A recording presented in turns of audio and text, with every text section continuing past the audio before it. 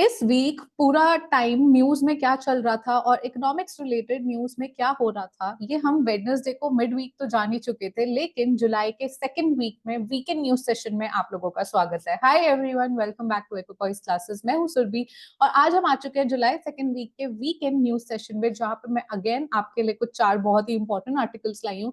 And आज मैं बहुत इंपॉर्टेंट बोल सकती हूँ क्योंकि इनमें 2-3 आर्टिकल एक्चुअली इतने इंपॉर्टेंट है जो कॉन्स्टेंटली इस वीक न्यूज में आते रहे हैं। 8 जुलाई से लेके कॉन्स्टेंटली वो न्यूज में चल रहे हैं। इवन कल तक, कल फ्राइडे था एंड वो कल भी न्यूज में 12 जुलाई को भी आए थे, 8 जुलाई को भी आया था, 10 जुलाई को भी आए थे। कुछ ऐसे आर्टिकल हैं जो कॉन्स्टेंटली चल रहे हैं एंड उसमें इतना रेलेवेंट डेटा है कि आपको जब पता चलेगा तो आपको कुछ बेसिक मालूम होने जरूरी है, जो हम आज डिस्कस करेंगे। इसी के साथ साथ कुछ कॉन्सेप्ट डिस्कस करेंगे जो कि आपके लिए इंपॉर्टेंट है। सो अगर आप क्लास 12th में हैं तो ठीक है, आपके लिए तो वीडियोस होती है मेरे चैनल पे। लेकिन अगर आप इकोनॉमिक्स से रिलेटेड किसी भी कंपेटिटिव एग्जाम की तैयारी कर रहे हैं, बीट यूपीएससी, इको ऑप्शनल है आपके पास, या फिर आप Indian economic services, RBI, UGC net, किसी भी एग्जाम की तैयारी कर रहे हैं, ये सेशंस आपको बहुत हेल्प करेंगे। So without wasting any more time, let me just share the screen and आज हम क्या करने वाले हैं। So I hope the screen is visible to everyone. And जैसे कि मैंने कहा कि सेशन किस बारे में, ये तो मैं आपको बता ही चुकी हूँ। इसके बाद आगे चलते हैं और सबसे पहले देखते हैं, वैसे थंबनेल से भी आपको टॉपिक्स पता चल गए होंगे लेकिन स्टिल।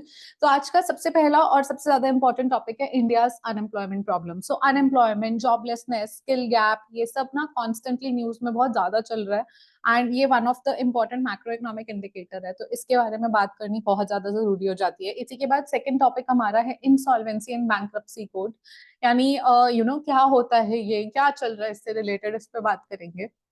देन एक आर्टिकल दिखा मुझे जो कि मैंने ट्राई करा आपके लिए। इस आर्टिकल में मुझे बहुत सारी ऐसी इन्फॉर्मेशन मिली जो मुझे लगा कि कॉन्सेप्ट्स क्लैरिटी के लिए बहुत अच्छा है। जैसे पेप्सिकोज इन्वेस्टमेंट इन इंडिया। सो अगर पेप्सिको इन्वेस्ट कर रहा है इंडिया में, सो उससे एफडीआई लिंक हो रहा है, उससे एक मैन्युफैक्चरिंग यूनिट बन रही है, उससे लोगों को एम्प्लॉयमेंट जनरेट हो रही है, उससे और मेड इन इंडिया का इनिशिएटिव सॉल्व हो रहा है। सो बहुत सारे की कॉन्सेप्ट लिंक हो रहे थे, इसलिए मैंने आर्टिकल इंक्लूड करा आपके लिए। And finally climate shocks, India के shape, inflation and interest rate easing. So हम इस पे बात करेंगे। कुछ आर्टिकल्स में मल्टीपल चॉइस क्वेश्चन है, बट आई ऑलवेज प्रेफर वो आप खुद करो, ठीक है। So let's just begin with today's first article which is analysis of India's unemployment problem, ठीक है। सो अभी रिसेंटली आरबीआई का एक क्लेम्स डेटा आता है। So let me just keep writing also. Claims यानी KLEMS, और क्या फुल फॉर्म होता है? के स्टैंड्स फॉर, हम नॉर्मली कैपिटल के लिए बोलते हैं कैपिटल, देन एल है आपका लेबर एंड ई है आपका energy, M is for material and S is for services. तो इसका एक पूरा आरबीआई का डेटा आता है। उस डेटा ने ना अभी डेटा आया अनएम्प्लॉयमेंट या जॉब्स पे, एम्प्लॉयमेंट डेटा ओवरऑल। सो इसने ना काफी डिबेट क्रिएट कर दी है। इकोनॉमिस्ट इससे बहुत ज्यादा मतलब शॉक में है डेटा से इन अ वे, क्योंकि काफी डिबेट चल रही है। इसी वजह से ये आर्टिकल कॉन्स्टेंटली न्यूज में बना हुआ है। सो हम देखेंगे कि इसके बारे में कि क्या ऐसा हुआ है जो ये आर्टिकल इतना ज्यादा न्यूज में, ठीक है। सो इंडिया अनएम्प्लॉयमेंट इशू, ठीक है, चल रहा है, जो भी दिक्कत चल रही है।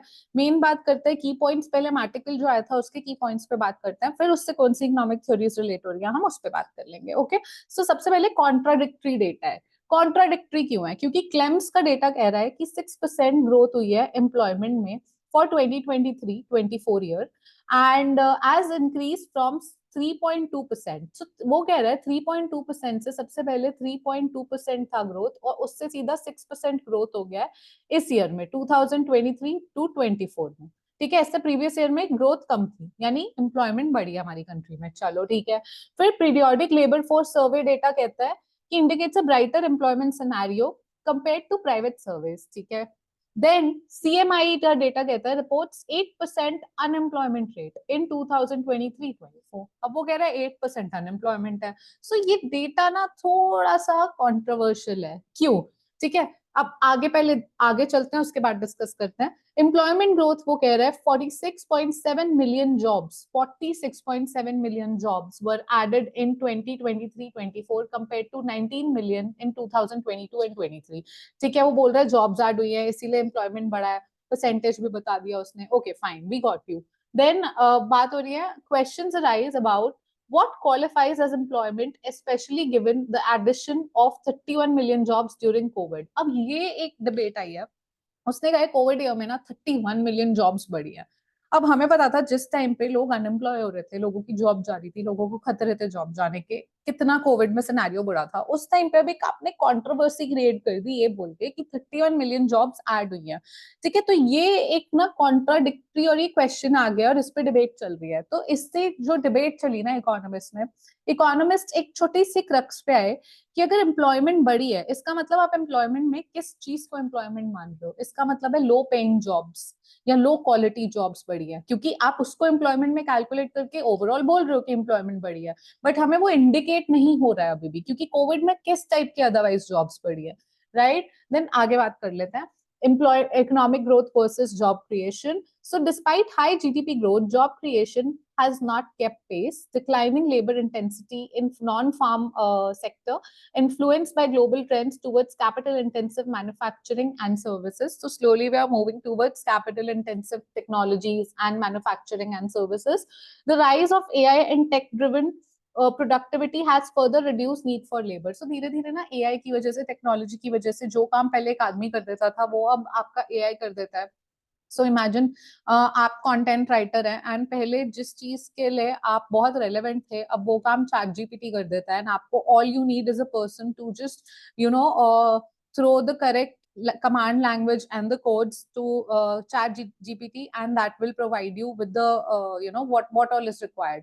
So ऐसे में बहुत लोगों की जॉब जा रही है, तो इसी वजह से लेबर की नीड और कम हो गई है। देन स्ट्रक्चरल इश्यूज क्या हो रहा है? Weak employment elasticity. So what is this employment elasticity? Okay, so देखते हैं। Job creation has not been proportional to economic growth. That means कि कितना परसेंट इकोनॉमिक ग्रोथ होने की वजह से कितना उसका पार्ट रिफ्लेक्ट हुआ है जॉब क्रिएशन में, यानी कितनी जॉब क्रिएट हुई है as a part of economic growth, ये आपकी एम्प्लॉयमेंट इलास्टिसिटी कहलाती है। ये वीक है, ठीक है, दिस इज वीक। तो अब ठीक है, ये भी समझ आ गया। Farm to factory transition. The shift of workforce from agriculture to industry has been slow and sometimes reversed. Okay. Then public, तो बहुत लोग हैं जो factory farm to factory transition नहीं कर रहे, फैक्ट्री टू फार्म ट्रांजिशन कर रहे हैं। Okay, then public discontent, high unemployment and uneven prosperity have become significant political issue. All right, economic risk हो गए हैं। क्या risk है? सबसे पहले middle income trap, falling into middle income trap if economic benefits are not evenly distributed. सो क्या होता है, इसकी क्या दिक्कत है, ये मिडिल इनकम ट्रैप क्या है कि अभी भी ना बहुत कम परसेंटेज है जो hardly there is 5%, 2 to 5% people और part of population who are rich, who are earning well, otherwise majority of the population is stuck somewhere. So we need to get them to a certain level income. तो एक falling हमें डर रहता है कि हम middle income trap में फंस सकते हैं। इसी के साथ के shape recovery, K-shaped recovery post pandemic where only a section of population prospers. So K-shape में क्या होता है कि एक तरफ तो एक सेक्शन ग्रो कर रहा है तो वो प्रॉस्पर किए जा रहा है, ठीक है, लेकिन बाकी का सेक्शन बहुत ज्यादा ऐसा सेक्शन है जो कम, मतलब जो प्रॉस्पर नहीं कर रहा, जो डिक्लाइन कर रहा है। सो ये के शेप रिकवरी हो रही है कि बहुत कम सेक्शन, बहुत छोटा सेक्शन है जो ग्रो कर रहा है, तो ऊपर बहुत कम लोग ही जा रहे हैं, मेजोरिटी नीचे जा रही है। सो ये जो बन रहा है के की तरह बन रहा है, इसलिए बार बार हम के शेप रिकवरी का नाम लेते हैं, ठीक है। Potential for premature market saturation if consumer market don't expand due to uneven wealth distribution. So we need consumption to expand because आपने GDP के फॉर्मूला में भी देखा होगा, it's C plus I expenditure method plus G plus X minus M. So consumption बहुत major part है, consumption बहुत ज्यादा कंट्रीब्यूट करता है। सो वी नीड कि कंजम्पशन एक अच्छा रोल प्ले करे एंड कंजम्पशन एक्सपेंडिचर लोगों का तब बढ़ेगा जब वेल्थ इवनली डिस्ट्रीब्यूटेड होगी। अगर अनइवनली डिस्ट्रीब्यूटेड रहेगी तो कंजम्पशन कभी ग्रो नहीं करेगा, जिस वजह से आपका जीडीपी ग्रो नहीं करेगा एंड अगेन आप उस ट्रैप में फंसे रहोगे। Policy responses, emphasis on increasing factory jobs to facilitate upward mobility, focus on skill development, then a need for larger investment in health and education.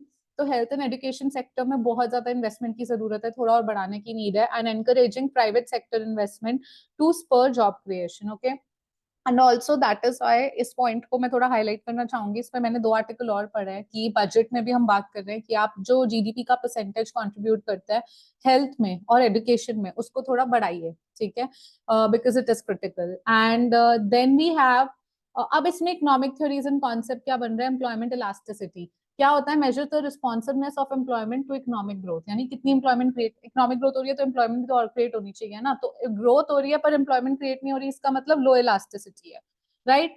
So that's one thing. Then middle income trap क्या होता है? Situation where a country growth slows after reaching middle income levels, making it difficult to transition to high income status. तभी आपने देखा होगा लोग एक middle class तक आ रहे हैं, अपर मिडिल क्लास तक धीरे धीरे पहुंचते हैं, लेकिन उससे ऊपर नहीं जा पाते बिकॉज एक मिडिल इनकम ट्रैप हो जाता है स्लो ग्रोथ की वजह से, राइट? के shape recovery and economic recovery where different segments of the economy recover at different rates, right? different rates पे रिकवर कर रहा है। जैसे मैंने बोला कि बहुत कम सेक्शन, बहुत छोटा सेक्शन है जो तो बहुत ज्यादा ग्रो कर रहा है, लेकिन बहुत सारा सेक्शन है जो बहुत डिक्लाइन कर रहा है। सो देन कैपिटल इंटेंसिटी पे बात कर लेते हैं, refers to the level of capital investment per unit labour. High capital intensity in manufacturing and services sector reduces demand for labor. Okay. Then case studies and examples, पहले कुछ case studies आजकल मैं examples include करने लगी हूँ so that answer writing में कहीं भी as you know an economic enthusiast you should know कि कहाँ पे क्या हो रहा था या ऐसा कहीं केस देखा गया या नहीं।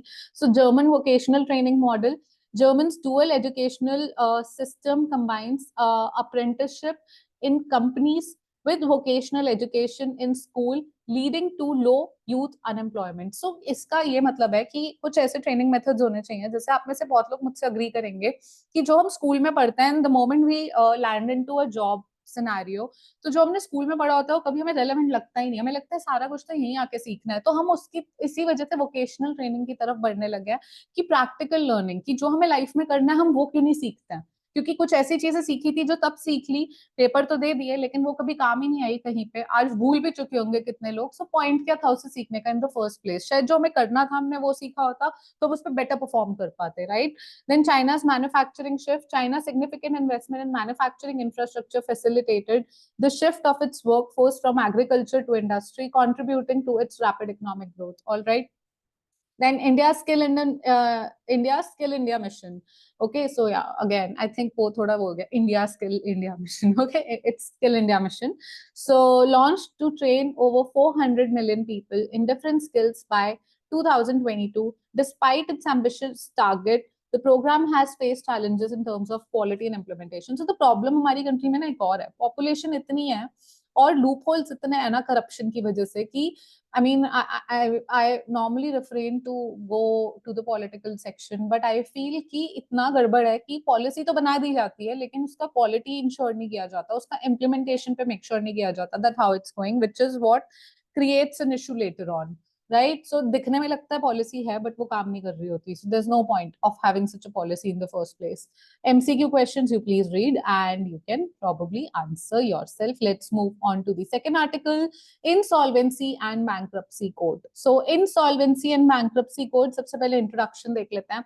Purpose क्या होता है? To consolidate and amend laws related to reorganization and insolvency resolution of corporate person, partnership firm and individual in a time bound manner.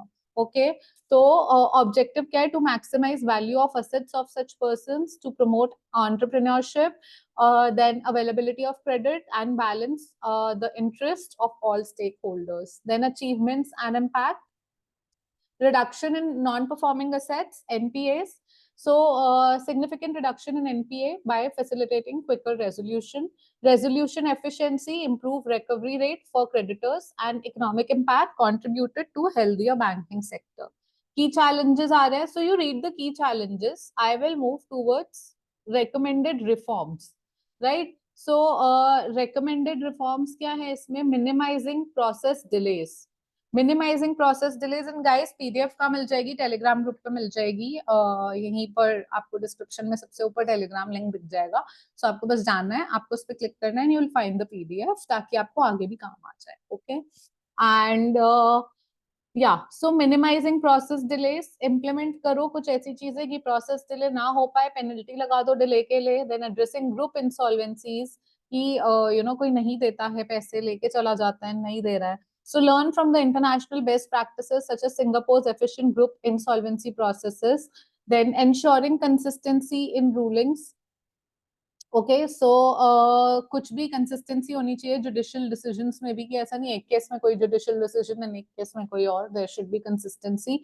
Then protecting creditors rights, ensure the creditor of secured creditors, ensure that the rights of the secured creditors are protected, that is important. Then introduce mechanisms to fairly distribute the recovered assets. Conclusion kya hai? There's a need for continuous reform and economic benefit. A robust insolvency resolution framework will enhance economic stability and promote entrepreneurship and improve the investment climate. Okay आपको पता है आपका पैसा safe है. अब ये मेरा favourite article आ गया, पेप्सिकोज इन्वेस्टमेंट इन इंडिया, बिकॉज इसको मैंने थोड़ा ट्वीक करा है. इस आर्टिकल में से मैंने काफी कॉन्सेप्ट निकाला है. सबसे पहले पेप्सिको का पर्सपेक्टिव देख लेते हैं. PepsiCo views India as massive opportunity over the next decade driven by growing consumer demand. उनको दिख रहा है कि consumer demand बढ़ेगी and young population तो बढ़ ही रही है, ठीक है.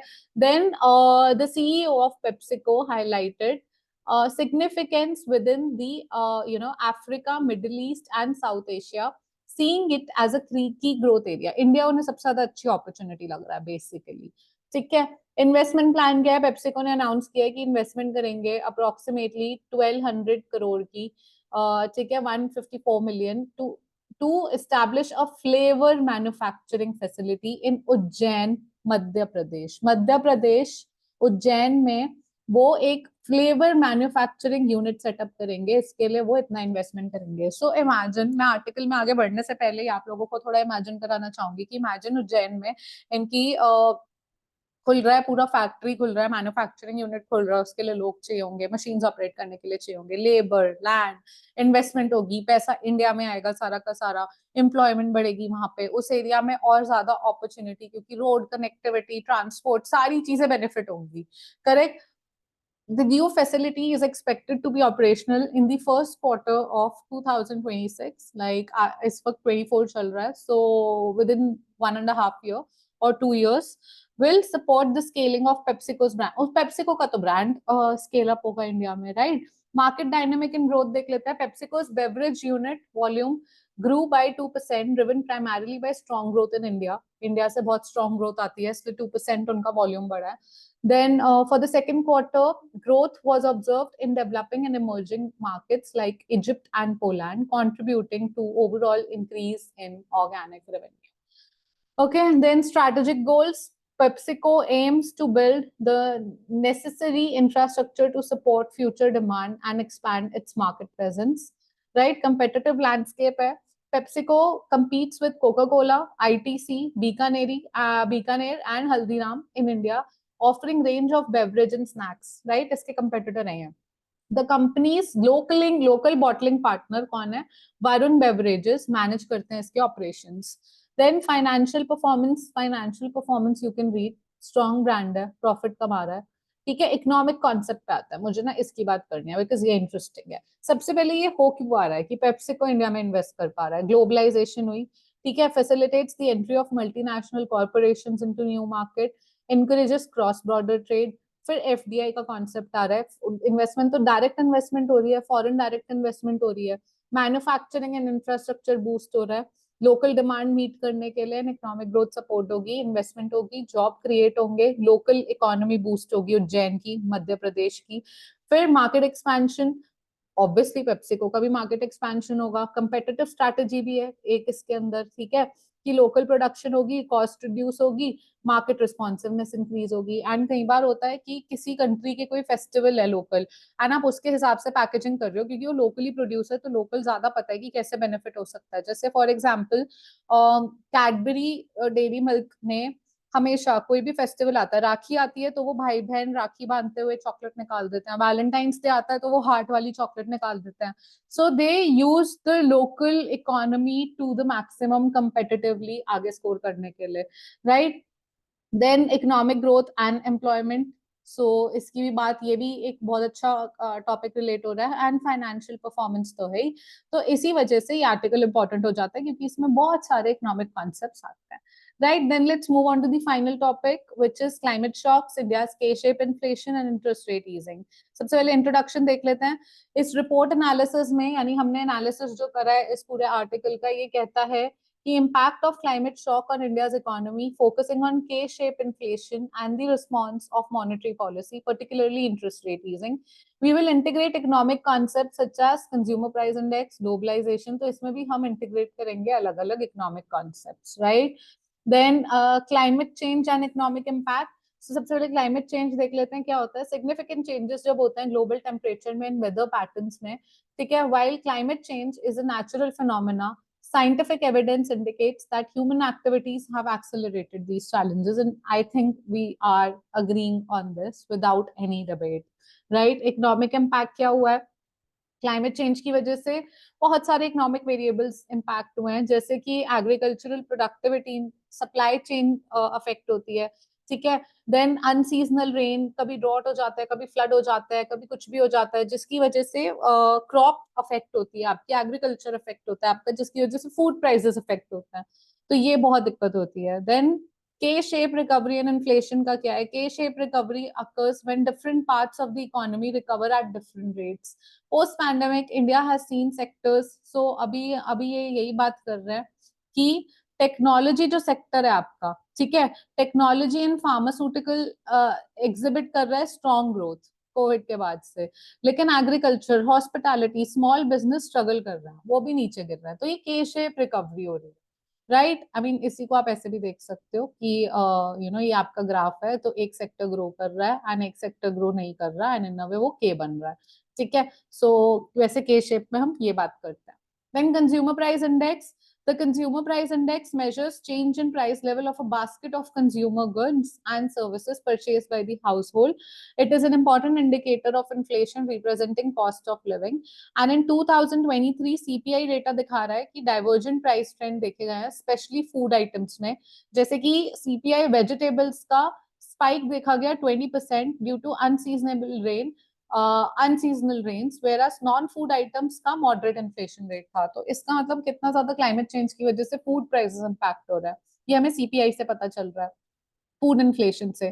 Then food inflation and supply chain disturb हो रही है, ठीक है. Climate induced supply chain disruptions are significant, क्योंकि कभी भी कॉज ऑफ फूड इन्फ्लेशन, क्योंकि क्या होता है, कभी भी इरेगुलर मॉनसून पैटर्न्स देखे जाते हैं, जिसकी वजह से यू नो डिले हो जाता है सोइंग एंड हार्वेस्टिंग में ओवरऑल, और विच इज वाई आपका जैसे प्राइस इंक्रीज हो जाता है. जैसे आप एग्जांपल के तौर पे देख सकते हैं, the wholesale price of onion increase by 50% इन 2023, जब आपका डिले हुआ सारा कुछ सो करने में, हार्वेस्ट करने में, एंड इसकी वजह से एक रिपल इफेक्ट आया रिटेल प्राइसेस में, contributing to overall food inflation, right. Then policy response देख लेते हैं. पॉलिसी रिस्पॉन्स में अगर आरबीआई आगे आ रहा है, तो आरबीआई डेफिनेटली कोई भी पॉलिसी लेगा उसको मॉनेटरी पॉलिसी बोलेंगे, क्योंकि वो आरबीआई ले रहा है, ठीक है. अब मॉनेटरी पॉलिसी में इंटरेस्ट रेट ईज कर देना, यानी इंटरेस्ट रेट अगर आप कम कर दोगे तो लोग आपसे ज्यादा पैसा लेंगे, ठीक है. बेसिकली ये पैसा मार्केट में फ्लोट करने का तरीका होता है. So management of interest rate and total supply of money in circulation typically carried out by central bank, ये मॉनेटरी पॉलिसी होती है. आरबीआई यूज करता है इन्फ्लेशन कंट्रोल करने के लिए, एम्प्लॉयमेंट लेवल के लिए, और फाइनेंशियल स्टेबिलिटी इंश्योर करने के लिए. सो इंटरेस्ट रेट ईजिंग क्या होता है कि interest rate easing refers to the reduction of interest rate to stimulate economic activity. मैं हमेशा कहती हूँ पैसा दे दो पैसा ले लो. सो इंटरेस्ट रेट अगर आपने कम कर दिया तो इससे क्या होगा, लोग आपसे बोरो ज्यादा करेंगे, लोग पैसा लेंगे, इकोनॉमी में पैसा पहुंचेगा, जिस वजह से इकोनॉमिक ग्रोथ स्टिमुलेट होगी, क्योंकि लोग खर्चा करेंगे. In 23 RBI reduce repo rate by 25 basis points to stimulate economic activity. However K-shaped recovery, in a K-shaped recovery such measures may not uniformly benefit all the sectors. So हमारी problem क्या हो रही है, आरबीआई ने तो 25 basis point से reduce करा repo rate, उसने कहा कि इंटरेस्ट रेट कम होगा, इकोनॉमी में स्टिमुलेट होगी ग्रोथ. लेकिन क्योंकि हमारा जो मैप है, जो हमारा ग्रोथ पाथ है, वो के शेप चल रहा है, तो हो सकता है इनकी ग्रोथ तो और हो जाए, लेकिन ये और नीचे गिर जाए, क्योंकि वो यूनिफॉर्मली सारे सेक्टर्स को नहीं मिल रहा है बेनिफिट. सेक्टोरल इम्पैक्ट में क्या देखने को मिला हमें कि technology and pharmaceutical lower interest rate में बूस्ट इन्वेस्टमेंट एंड ग्रोथ, जैसे मैंने कहा, पर एग्रीकल्चर में शायद ये ना हो, ठीक है. इंटीग्रेशन कैसे हो रही है अब हम इसमें इकोनॉमिक कॉन्सेप्ट्स की, अगेन ग्लोबलाइजेशन आप देख सकते हो, ग्लोबल सप्लाई चेन्स कितने इम्पैक्ट हुए, फॉरेन डायरेक्ट इन्वेस्टमेंट देख सकते हो, ठीक है. देन रिन्यूएबल एनर्जी में मैन्युफैक्चरिंग एंड इंफ्रास्ट्रक्चर में क्या पता चल रहा है आपको कि investments in resilient infrastructure mitigate climate impacts, the Pradhanmantri Kisan Sampada Yojana aims to create modern infrastructure for food supply chain reducing post harvest losses. ताकि यह कुछ स्कीम्स है जो ट्राई कर रही है कि लॉसेस कम हो, ताकि खाना बचा रहे, ताकि फूड इन्फ्लेशन ना हो, या फिर जो इम्पैक्ट है क्लाइमेट चेंज का वो थोड़ा कम हो comparatively, at least post harvest losses ना हो। मार्केट डायनेमिक्स देख सकते हैं, climate change alters supply demand dynamics. The disruption in tomato supply in 23 due to unseasonable rains led to a 70% price increase. Tomato का प्राइस 70% से इंक्रीज हो गया था, illustrating market sensitivity to climate events. यानी market कितना sensitive है to the climate events, ये देखने को मिलता है। Then economic growth and employment. So आपका क्लाइमेट इंपैक्ट करता है एग्रीकल्चर को, और एग्रीकल्चर में majority of the population employed है आज भी, क्योंकि लोग बहुत विलेज में रहते हैं, वो एग्रीकल्चर में जाते हैं। एनएसएसओ डेटा शो करता है कि 49% of India's workforce is dependent on agriculture, and climate disruption की वजह से वो भी डिस्टर्ब होता है, क्योंकि जब जॉब ही नहीं होगी, किसी के पास काम ही नहीं होगा, क्लाइमेट चेंज की वजह से इम्पैक्ट हो गया, तो ऑब्वियसली एम्प्लॉयमेंट इम्पैक्ट होगी। Monetary policy, balancing inflation control with growth support is crucial. The RBI's decision to adjust the repo rate aims at controlling inflation while fostering economic growth. Okay, then financial stability, again we are trying ki कुछ integrate करें climate risk को into financial planning, कि हमें पहले से पता है होगा ही होगा, तो वो थोड़ा हम फाइनेंशियल प्लानिंग में इंटीग्रेट कर दे, ताकि जो लॉन्ग टर्म इम्पैक्ट है वो कम हो पाए। कि हमें पता है कि ये दिक्कत होने वाली है, एम्प्लॉयमेंट अफेक्ट होगी, फूड प्राइसेस बढ़ेंगे, तो हम स्टॉक पहले से रखें उस चीज का, कि क्यों प्राइसेस क्यों बढ़ता है, क्योंकि क्लाइमेट चेंज की वजह से उसकी प्रोडक्शन उतनी नहीं हो पाती। अब जिस भी चीज की, टोमेटो है, अनियन है, उसकी प्रोडक्शन उतनी नहीं हुई है, तो लिमिटेड स्टॉक है। लिमिटेड स्टॉक अगर आप मार्केट में जाएंगे अनलिमिटेड डिमांड में, तो सप्लाई कम है, डिमांड ज्यादा है। अब जब भी सप्लाई कम होती है, डिमांड ज्यादा होती है, आपको बेसिक तो आता है, बिल्कुल बेसिक तो आता है किसी भी चीज का, डिमांड ये है, सप्लाई है। अब डिमांड तो बहुत ज्यादा है, ठीक है, और सप्लाई कम है, तो ये प्राइस होता है, क्वांटिटी होती है, तो बढ़ेगा क्या, प्राइस बढ़ेगा, करेक्ट, प्राइस बढ़ जाएगा। अब किसी भी चीज का प्राइस बढ़ेगा, अगर आप ये बोल दो आप यहाँ पे सप्लाई कम है, अगर आप सप्लाई ज्यादा कर दो, अगेन ठीक है, यहाँ पर आ जाता है ये ओरिजिनल प्राइस है टोमेटो का, ठीक है। अब डिमांड है, ये सप्लाई है, डिमांड ज्यादा हो रही है इकोनॉमी में, क्योंकि डिमांड ज्यादा है, आपने क्या की, आपने सप्लाई कम है इसलिए दिक्कत हुई, अब आपने स्टॉक रखा है गवर्नमेंट ने पहले से, या आपने कुछ ऐसी फैसिलिटी बनाई हुई है जहां पे आप फूड स्टोर कर लेते हैं, वो चल जाता है, स्टॉक अप हो जाता है, तो आपने सप्लाई भी बढ़ा दी, जब आपने सप्लाई बढ़ाई प्राइस कम होगा, ज्यादा नहीं होगा। सो ये एक टेक्निक होती है, ये इकोनॉमी ऐसे वर्क करती है, it's all demand and supply, ठीक है, किसी चीज की डिमांड है और किसी चीज की सप्लाई है। तो लाइफ में in general also this will work for you, कि किसी भी चीज की, इवन इन पर्सनल लाइफ, किसी भी चीज की सप्लाई कम होगी और डिमांड ज्यादा होगी तो ही प्राइस बढ़ता है, या कुछ भी होता है प्रॉब्लम।